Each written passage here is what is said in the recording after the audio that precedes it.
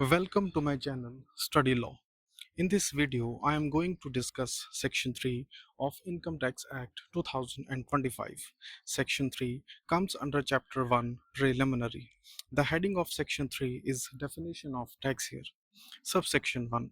For the purposes of this Act, tax year means the 12 months period of the financial year commencing on the 1st April.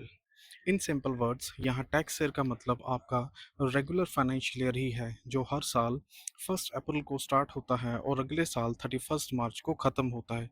Subsection 2. In the case of a business or profession newly set up or a source of income newly coming into existence in any financial year, the tax year shall be the period beginning with A. The date of setting up of such business or profession, or B. The date on which such source of income newly comes into existence and ending with the said financial year.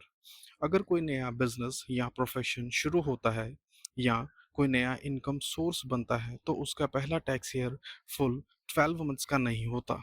वो उस date से शुरू होगा जब काम या income start हुई और ख़त्म उसी साल के 31 मार्च को हो जाएगा.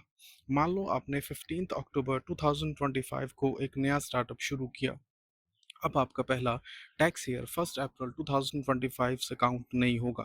आपका पहला टैक्स ईयर 15 अक्टूबर 2025 से लेकर 31 मार्च 2026 तक ही माना जाएगा. अगले साल से फिर नॉर्मल 1 अप्रैल वाला रूल चलेगा. There are 3 words in this subsection which are defined in this act. First is business, which is defined in clause 20 of section 2 of Income Tax Act 2025. As per this clause, business includes any trade, commerce, or manufacture, or any adventure or concern in the nature of trade, commerce, or manufacture. Clause 20 business की exhaustive definition नहीं देता बल्कि inclusive definition देता है. इसका मतलब जो activities यहाँ लिखी हैं उनके अलावा भी कुछ एक्टिविटीज़ सर्कमस्टांसेस के हिसाब से बिजनेस मानी जा सकती हैं. इस डेफिनेशन का स्कोप काफ़ी वाइड रखा गया है. अगर कोई पर्सन प्रॉफिट अर्न करने के ऑब्जेक्टिव से कमर्शियल एक्टिविटीज़ करता है, चाहे वो रेगुलर ट्रेड हो, मैन्युफैक्चरिंग हो या एक आइसोलेटेड ट्रांजैक्शन हो जिसका नेचर ट्रेडिंग जैसा हो, तो वो बिजनेस के एम्बिट में आ सकता है.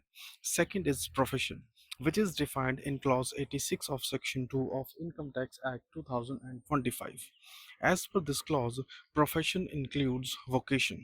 क्लॉज 86 प्रोफेशन की एग्जॉस्टिव डेफिनेशन नहीं देता बल्कि एक इंक्लूसिव डेफिनेशन देता है.